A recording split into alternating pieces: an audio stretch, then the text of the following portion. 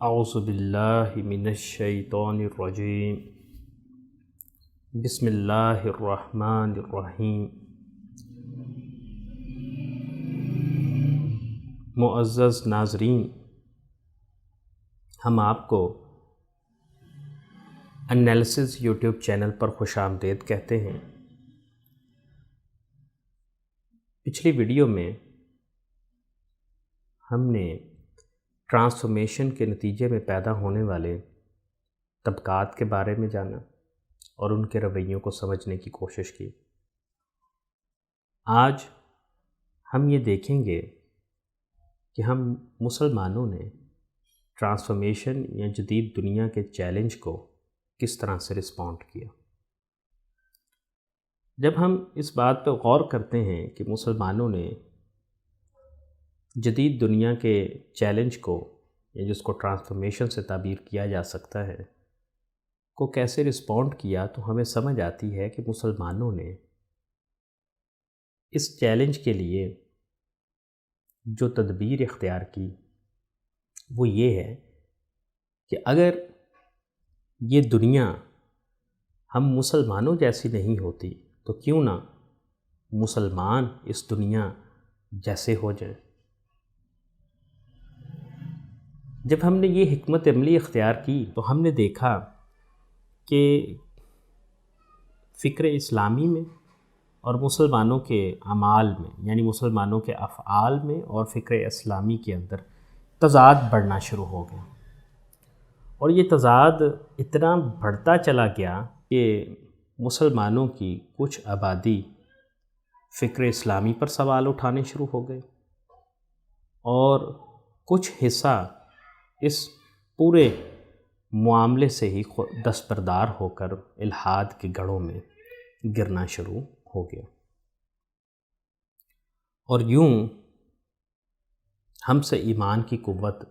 جاتی رہے یا جا رہی ہے۔ دوسرے لفظوں میں یہ کہیں کہ ہم جتنا ٹرانسفارم ہونے کی کوشش کر رہے تھے، یا جتنا ہم ٹرانسفارمیشن سے ریلیونٹ ہونے کی کوشش کر رہے تھے، اتنا ہی ہم اپنی روایات، اقدار اور تہذیبی شناخت پر کمپرومائز کرتے چلے جا رہے تھے، اور بالآخر ہم اس نتیجے پہ پہنچ گئے، جو کہ اس کا ایک منطقی نتیجہ ہے، اور وہ منطقی نتیجہ یہ ہے کہ ہم اس ساری چیزوں کو چھوڑ کر تو جدید دنیا کی پیدا کردہ اقدار، روایات اور تہذیب کو جو ہے وہ اپنا لیں۔ اور اس سے کیا ہوا؟ اس سے یہ ہوا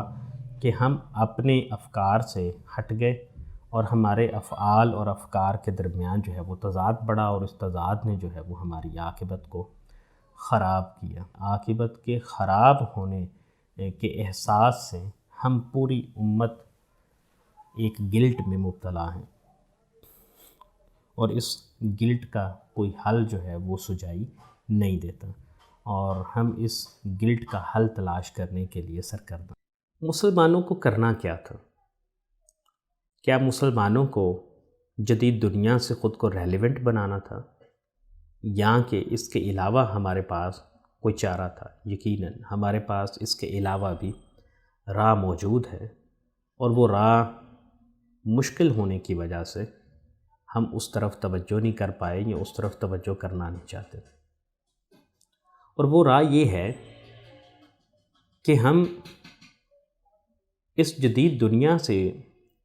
خود کو ریلیونٹ کرنے کی بجائے اس جدید دنیا کے سامنے ایک مسلم دنیا کیوں نہیں کھڑا کرتے؟ یعنی یہ جدید دنیا اگر علم ہے، انوینشنز ہیں اور سسٹمز ہیں، تو مسلمان ان کے سامنے علم بمقابلہ علم کھڑا کیوں نہیں کرتے؟ مسلمان انوینشنز کے سامنے انوینشنز کھڑی کیوں نہیں کرتے، اور سسٹمز کے سامنے سسٹمز کھڑے کیوں نہیں کرتے؟ کیا ہم ماضی میں اس سے پہلے ایسا کر چکے ہوئے ہیں؟ جی ہاں، ماضی میں ہم ایک ایسی دنیا پیدا کر چکے ہیں جو دنیا مسلمانوں کے لیے معاون اور مددگار تھی، یا یہ کہہ لیجئے کہ وہ دنیا میرے مسلمان بننے میں معاون اور مددگار تھی، اور میرا زوال یا میری کہہ لیجئے کہ پستی یہی ہے کہ مجھ سے وہ دنیا چھن گئی، یا میں نے وہ دنیا کھو دی جو میرے مسلمان ہونے میں معاون اور مددگار تھیں، اور میں ایسی دنیا میں بتدریج اپنی نالائکیوں کی وجہ سے آن پہنچا جو دنیا میرے لیے معاون اور مددگار نہیں ہے، اور میں اس دنیا میں خود کو اجنبی پاتا ہوں، اور اس اجنبی حالت کے نتیجے میں مجھے سمجھ نہیں آ رہی ہے کہ میں کس طرف کو بڑھوں اور کس طرف کو نہ بڑھوں۔ اور اگر میں بڑھتا ہوں، اس دنیا کے ساتھ بڑھتا ہوں، تو میں نے بتایا کہ میرے افکار میں، یعنی میری فکر اسلامی میں اور میرے افعال میں تضاد پیدا ہوتا ہے، اور یہ تضاد مجھے الحاد کے گڑھوں تک لے کے جاتا ہے، جس سے میری عاقبت خراب ہوتی ہے، اور اس عاقبت کے خراب ہونے کے نتیجے میں مجھے اپنا انجام جو ہے وہ نظر آتا ہے۔ لہٰذا ہم مسلمانوں نے جو اس جدید دنیا کے ساتھ ریلیونٹ ہونے کی اسٹریٹجی اپنائی، وہ میری دانست میں مناسب نہیں ہے، اور اسی اسٹریٹجی نے ہمارے اندر اس طرح کے تضادات کھڑے کیے کہ ہماری فکر اسلامی میں اور ہمارے افعال میں ہمیں جا بجا تضادات جو ہے وہ نظر آنا شروع ہو گئے ہیں۔ ہمیں کیا کرنا ہے؟ ہمیں اپنی شرائط پہ، ہمیں اپنے نظریہ حیات کے مطابق آگے بڑھنا ہے، اور ایسی دنیا کی تعمیر کرنی ہے جو میرے مسلمان ہونے میں معاون اور مددگار ہو۔ اب یہ دنیا کیسے تعمیر ہوگی اور اس دنیا کو تعمیر کرنے کے لیے کن عوامل کی ضرورت ہے، ان باتوں پر ہم انشاءاللہ آئندہ ویڈیو میں گفتگو کریں گے، اور اس گفتگو کے سلسلے کو جو ہے وہ جاری رکھیں گے۔ والسلام ورحمۃ اللہ وبرکاتہ۔